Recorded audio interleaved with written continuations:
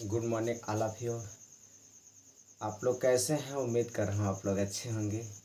तो चलिए ठीक है, हम लोग स्टार्ट करते हैं आज एप्लीकेशन ऑफ गास थ्योरम। और गास थ्योरम के एप्लीकेशन को हम लोग इस प्रकार से देखेंगे लला कि इसकी पहले ढेर सारी बातें गास के बारे में पढ़ा कि गास का थ्योरम क्या है, गास के थ्योरम कब आया, गास के थ्योरम किस लिए आया। गास का थ्योरम भी यही काम करता है, रिलेशन बताता है, किसके किसके बीच में रिलेशन बताता है। भाई गास का थ्योरम जो है ना, रिलेशन बताता है दो लोग के बीच में।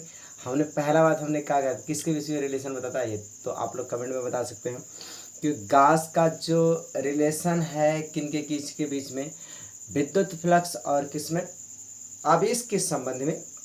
एक उन्होंने दोनों के बीच में एक संबंध व्यक्त करने का एक समीकरण दिया जिसे आपके गास का प्रमेय कहते हैं। तो गास का जो भी प्रमेय है उसको हम लोगों ने पढ़ा कि गास का प्रमेय फाई इक्वल टू होता है क्यू अपॉन एप्सिलॉन। किसी भी बंद पृष्ठ में उपस्थित बंद पृष्ठ का जो विद्युत फ्लक्स फाई होता है वह उस बंद पृष्ठ में उपस्थित कुल आवेश का 1/एप्सिलॉन 0 गुना होता है। ये सब ढेर सारी बातें हमने फ्लक्स के बारे में पढ़ा, फ्लक्स क्या होता है, फ्लक्स की सारी बातें पढ़ ली। अब हम लोग जो पहुँचे हैं यहाँ पर उसके ढेर सारे मात्रा उसके सभी चीज़ें हम लोगों ने देखा। अब हम यहाँ पर पहुँचे कि गास के प्रमेय का अनुप्रयोग। तो ये गास के प्रमेय का अनुप्रयोग जो है ना, बहुत छोटी सी टॉपिक है लेकिन बहुत मज़ेदार टॉपिक है, मतलब वास्तव में अच्छा भी लगता है। अगर इस बात को समझा जाए तो आप इस बात को मानिए कि चीज़ों को जब भी अगर रियलाइज़ करके अच्छे से पढ़ा जाए ना तो पढ़ाई में भी बहुत आनंद आता है। तो इस बात को मानिए।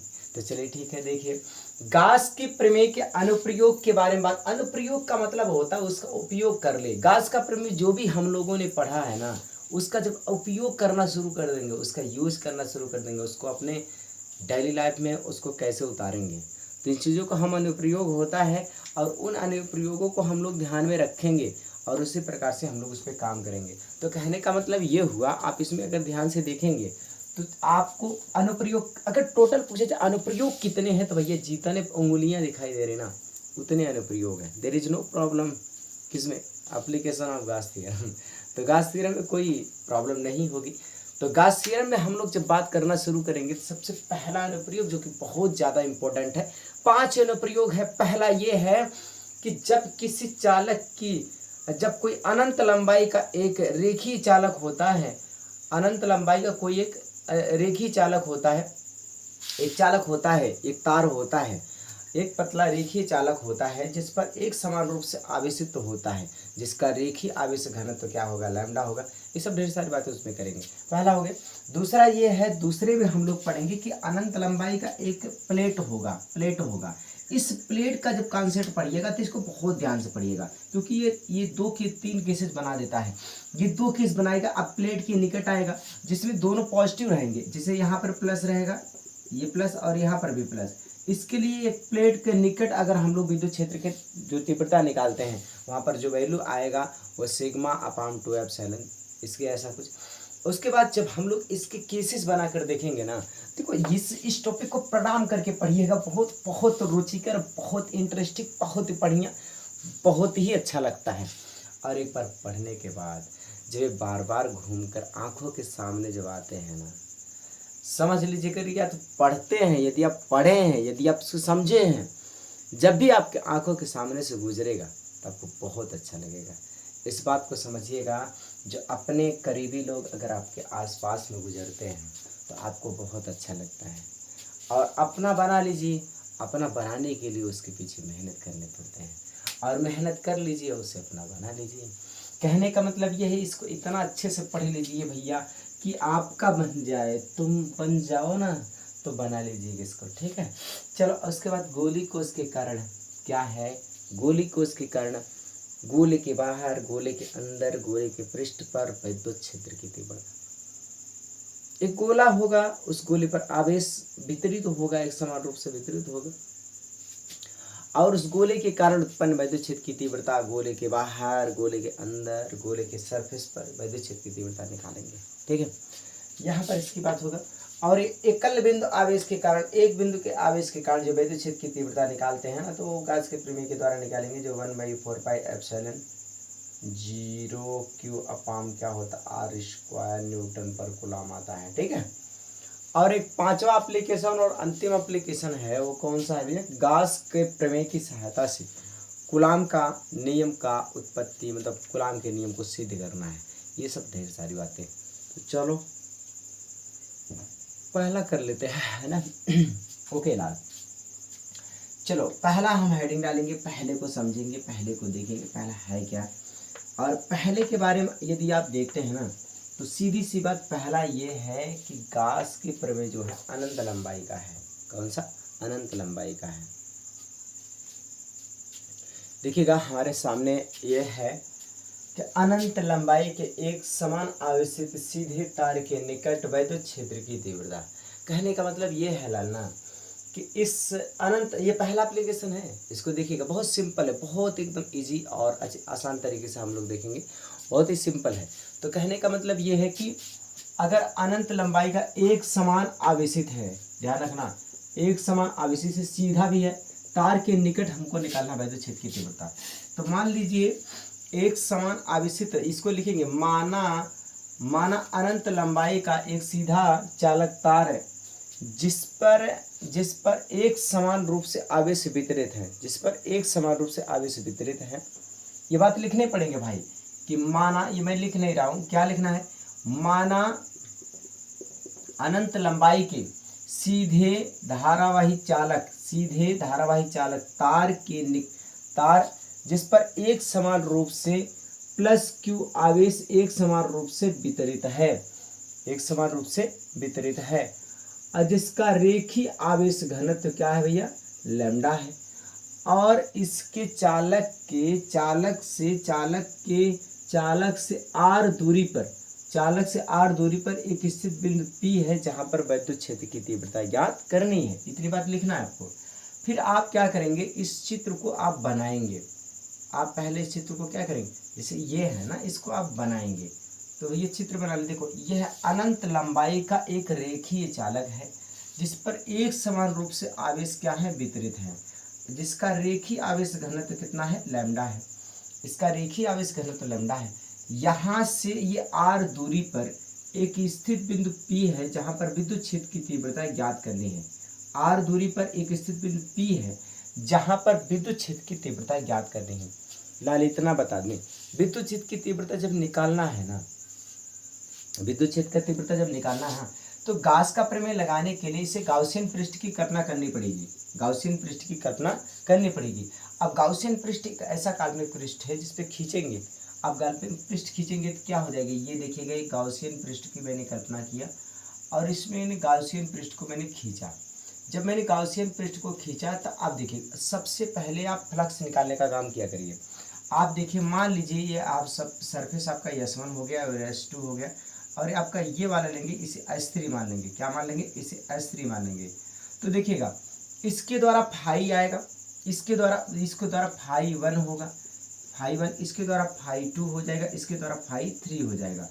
देखो जब हम निकालते हैं तो यहाँ क्षेत्रफल जो होता है ये लंबवत ऊपर की ओर होता है, ये DA का मान इधर है, और यहाँ विद्युत क्षेत्र का मान हमेशा प्लस होने के कारण इधर होगा। तो यहाँ पर जो थीटा का मान हो जाएगा वो 90 अंश आ जाएगा। कितना? 90 अंश आ जाएगा।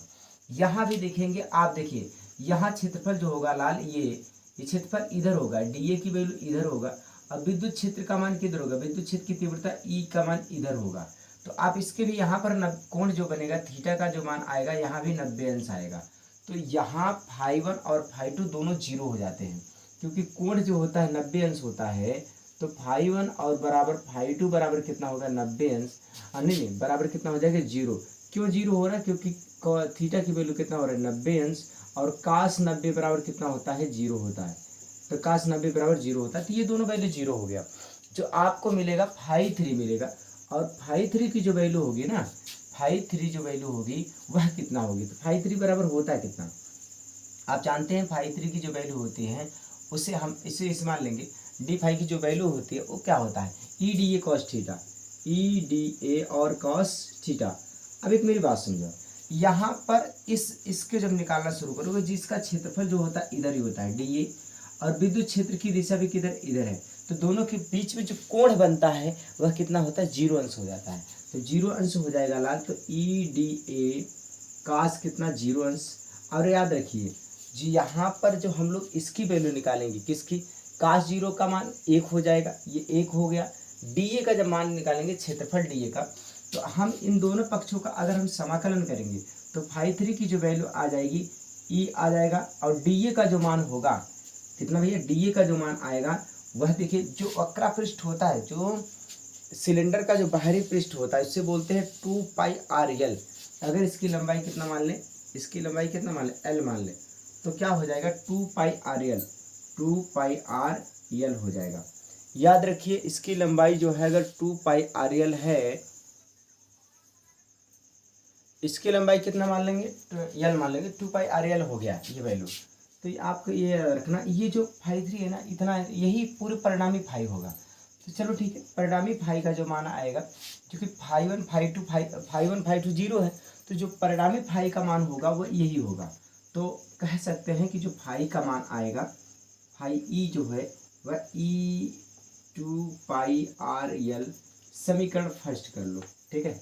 अब देखिए गास के प्रमेय से, आप गास का प्रमेय जानते हैं, जो फाई की जो वैल्यू होती है वह कितना होता है, कहेंगे कि कुल आवेश बटे 1/ε0।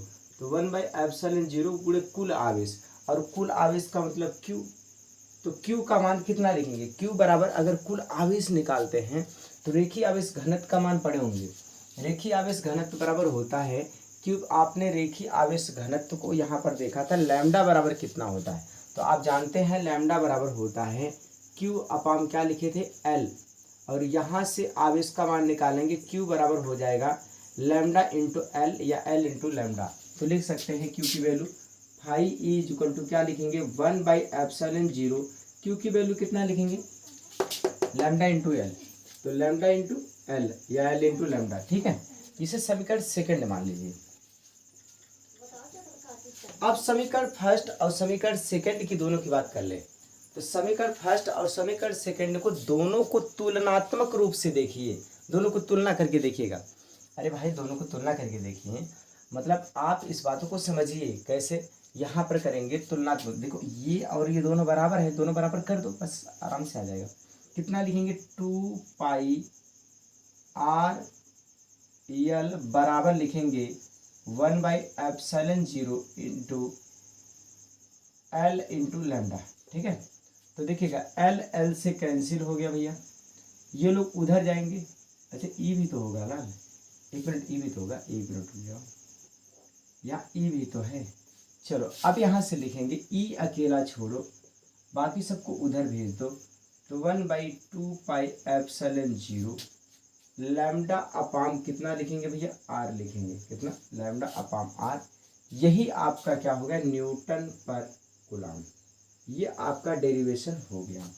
इसी बात को ध्यान में रखना पड़ता है, इतना सिंपल सा डेरिवेशन है, हम इस चीज़ को बार बार देखते हैं, बार बार इसी बारे में सोचते हैं, इस चीज़ को किस प्रकार से किया जाए। ध्यान से देखिएगा, कुछ लोगों को प्रॉब्लम हो रही होगी इस बात में, इसे हम फिर से देख लेते हैं थोड़ा सा, देखिएगा आप घबराइए मत, इन बातों को लेकर के हमें इस प्रकार से सोचेंगे। सबसे पहली बात, हम लोग अनंत लंबाई का कोई चालक होगा तो उसे हम थोड़ी सी बात लिखेंगे, कुछ स्टेप्स आपको याद रखने हैं, बस 2 इक्वेशन बनाने हैं, पहला ये दूसरा ये। तो देखिएगा जब भी हमें बात करनी है इसमें, इस चीज़ को मैं फिर से कर रहा हूँ और शार्टली करेंगे बहुत, और इस चीज़ को फिर से मतलब तुरंत रिवीजन के लिए, जिससे आपको तुरंत आ जाए। चीज़ें होती है ना कि एक बार पढ़ने के बाद दोबारा हो जाए तो अच्छा हो जाता है, तुरंत हो जाता है क्लियर। अब देखो लाल, कुछ नहीं, घबराओ मत, एकदम आराम से देखो सिंपल तरीके से।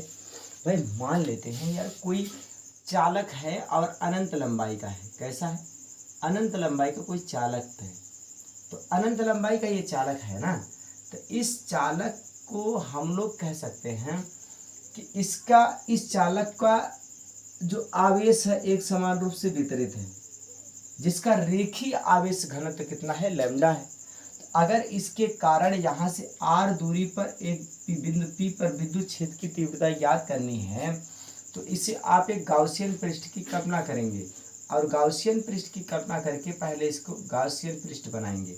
जब गाउसियन पृष्ठ आपका बन गया है ना, तो गाउसियन पृष्ठ बनाने के बाद आप क्या करेंगे, बस कुछ नहीं करना, फाई 1 फाई 2 फाई 3 निकालना, पहला काम करना, फाई 1 फाई 2 फाई 3 निकालना है। तो तो देखो भैया, अगर ये क्षेत्रफल एक ये होगा, एक क्षेत्रफल आपका ये है, एक क्षेत्रफल आपको ये लेना है। ये क्षेत्रफल जो होगा इधर होगा, अरे भैया उसका जो तल होगा ऐसे ऊपर की ओर है, और इसका तल नीचे की ओर है। सिलेंडर है ऐसा, ये दिखेगा एकदम ऐसा पूरा इस प्रकार दिखेगा। और यदि आप ऊपर देखेंगे तो ऐसा दिखेगा, नीचे भी देखेंगे तो ऐसे दिखेगा। ये ऐसा नहीं, ऐसा रहेगा, ऐसा वृत्त जैसा रहेगा। अगर देखिए इसका क्षेत्रफल ऊपर की ओर होगा, इसका क्षेत्रफल नीचे की ओर होगा, और जो प्लस होता है इसकी विद्युत क्षेत्र की दिशा इधर है, विद्युत क्षेत्र की दिशा इधर है। तो अब देखिए ये 90 अंश का कोण बनेगा। जब 90 अंश कोण बन जाएगा तो फाई की वैल्यू 0 हो जाएगी, इसका नाम ही खत्म हो गया भाई। फाई 1 की वैल्यू क्या हो गई, 0 हो गया, खत्म, नाम मत लो। अब इधर देखो, ये इधर देखो वैद्युत, ये डी है और इधर वैद्युत क्षेत्र की दिशा। तो यहाँ पर जो फाई 2 होगा, यहाँ पर भी 90 अंश का कोण बनेगा। तो फाई 2 का मान यहाँ पर क्या कर दो, 0 कर दो। फाई 2 का मान क्या कर दो, 0 कर दो, खत्म हो गई कहानी। अब एक ही इंसान को देखना है, ये इधर देखो, ये क्षेत्रफल जो मान आएगा, क्षेत्रफल की दिशा इधर होगा, डी ए का दिशा इधर है, और इधर ही विद्युत क्षेत्र की दिशा भी इधर है। तो इसके बीच में जो कोण बन रहा है, थीटा का मान कितना हो रहा है, 0 अंश हो रहा है। और यहीं पर फाई 3 का जो मान आएगा वह ई डी ए आएगा, कितना, ई डी ए आएगा। अब यही ई डी ए जो आप लिखेंगे, E d A cos theta, cos theta का मान कितना है, कास 0, कास 0 का मान 1 होता है, कास 0 लिख दो। अच्छा, कास 0 और कास 0 का मान कितना हो, 1 हो गया। तो आपको यहाँ से फाई 3 की जो वैल्यू हो गई कितना, आप मिलेंगे ई डी, अच्छा यहाँ डी होगा ना, हाँ एक ही डी, तो ई डी ए इंटू कास 0 का मान 1 हो गया, कोई दिक्कत नहीं। अब देखो अगर यहाँ समाकलन करेंगे, इसको हटाएंगे, इसको हटाएंगे तो यहाँ डी ए का समाकलन करेंगे, तो इसको लिखेंगे तो सीधी सी बात, यहाँ डी हटा दो यहाँ, और इसको क्षेत्रफल जी की बात करेंगे तो क्षेत्रफल देखो भैया, है वाला ऊपर वाला क्षेत्रफल लिखना है, नीचे वाला क्षेत्रफल ना लिखो, ये सब तो 0 हो गया है। बचा है जो मेडरवा वाला है से रहे, तो है जो अरिया अरिया है ही वाला, है ही वाला सिलेंडर टाइप का है ये वाला, जिसे कुछ है ना, किसे दिखाएं हम, कहाँ इसमें कुल तो यार वैसा है, और उसमें अचार है, जाने दीजिए कोई बात नहीं, पता नहीं क्या उठाएंगे, बोतल उतल यही क्या करूँगा।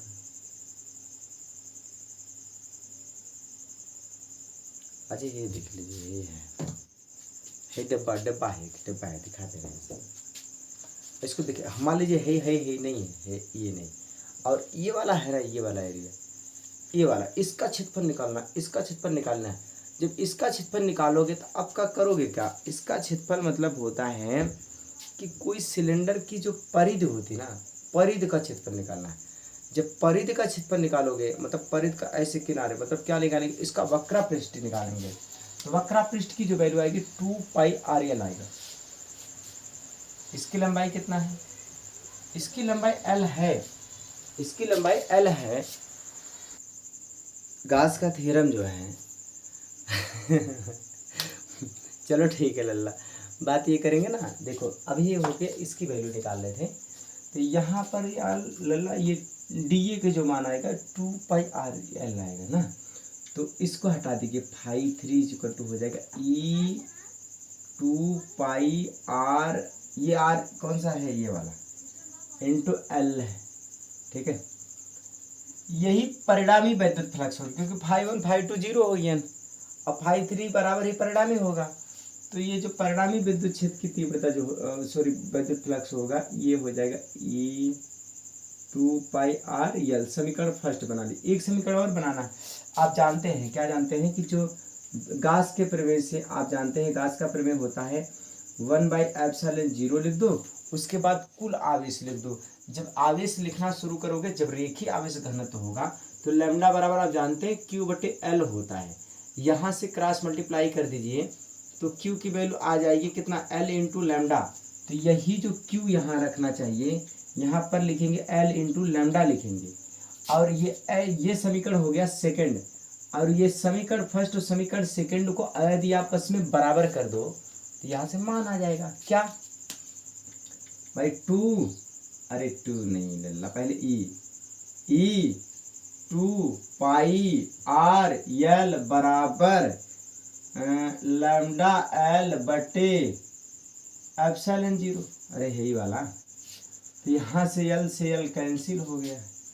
इसको E बराबर तुरंत लिख दीजिए कितना 1/2πr/L इंटू लैम्डा बटे क्या लिखेंगे एप्सिलॉन 0 न्यूटन पर कूलम्ब। ये है लल्ला ये, ठीक है, ये है।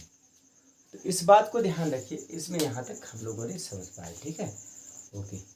तो चलिए ठीक है, आज तो पढ़ाना ये है कि कल हम कंप्लीट कर देंगे ना, आज थोड़ा इतना ही पे रखते हैं, लेकिन कल हम जो इसको कंप्लीट कर देंगे। तो पढ़ते रहिए, खुश रहिए। मैं उम्मीद कर रहा हूँ बातें समझ। हाँ ये है कि आज थोड़ा कम हो पाया, कल हम कंप्लीट कर देंगे। उसमें कल जो है समय थोड़ा लगेगा, 1 आध घंटे लगेंगे, 1 घंटे लगेंगे, लेकिन कल कंप्लीट हो जाएगा। गैस का चैप्टर कंप्लीट हो जाएगा। उसके बाद हम लोग विद्युत विभव को स्टार्ट करेंगे, तो जल्द ही खत्म हो जाएगा, कोई दिक्कत नहीं, जल्दी, ठीक है ना। पढ़ते रहिए, खुश रहिए। मैं उम्मीद कर रहा हूँ ये बातें आपको समझ में आई होगी, ठीक है। पढ़ते रहिए, खुश रहिए।